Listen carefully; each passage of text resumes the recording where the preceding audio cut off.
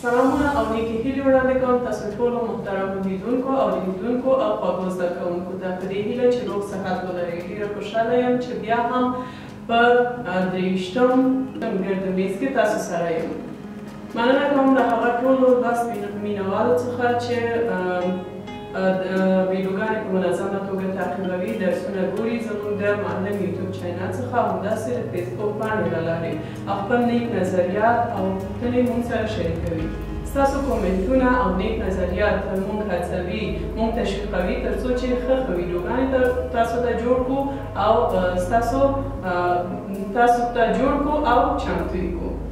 ګرانو زده کوونکو، لکه تېر ګردمیز غونډې تاسو ته موږ سوالونه جوړ کړي، چمتو کړي چې تاسو ته سوالونه لیکل کېږي. تاسو هم کولی شئ د هغوی ځوابونه خپل کتابچه هم کولی شئ په کومنټ سیکشن کې ولیکئ تر څو چې موږ وګورو څومره شاګردان یا زده کوونکي زموږ برنامې ګوري او څومره درسونه زده کړي او ستاسو ملاتړ زموږ قوت دی. ښه ګرانو زده کوونکو، لومړنۍ پوښتنې چې موږ چمتو کړي امپیر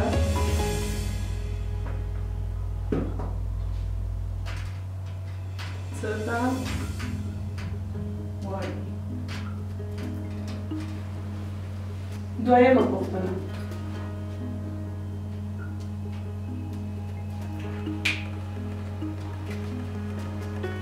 د نور انکسار څه معنا دی؟ د دې تعریف باید تاسو ولیکئ.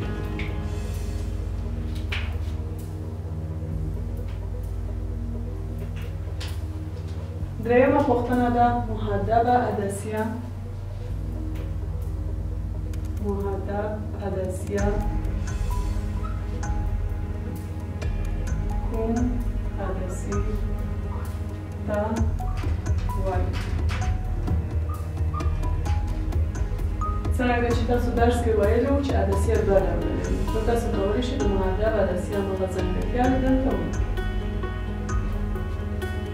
څلورمې پوښتنې: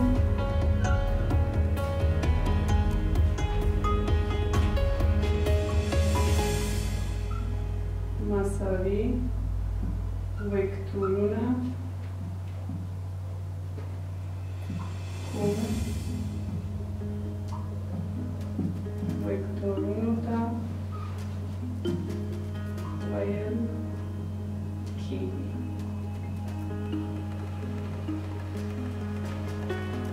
ښه ګرانو زده کوونکو، پنځمه پوښتنې ته راځو.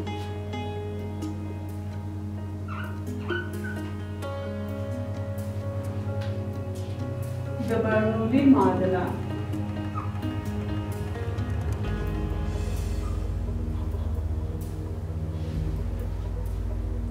د څه شي پر بنسټ لیکل شوی؟ تاسو کولی شئ د دې هماغه معادله یې ولیکئ. شپږم سوال ته راځو. د نور سرچینې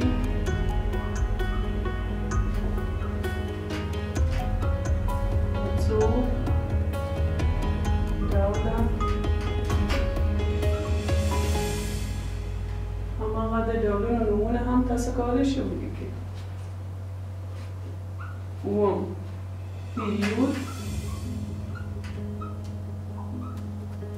څه ته وایي؟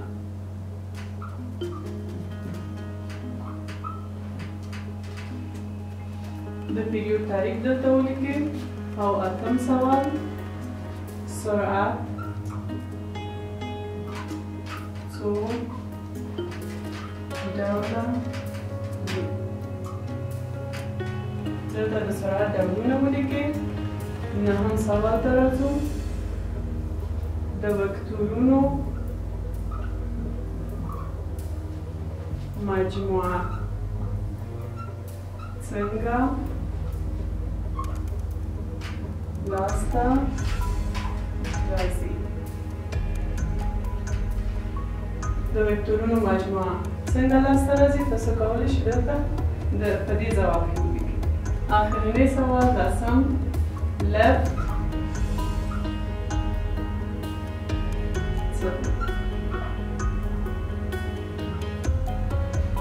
تاسو کولی شئ د left تعریف درکړئ. په پایله کې بیا هم مننه کوم د ټولو دوستانو څخه چې موږ سره دي او زموږ برنامې ګوري.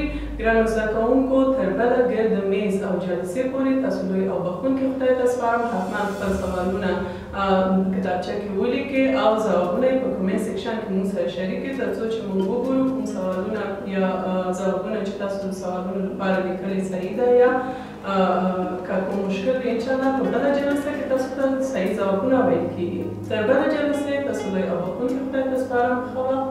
الله مو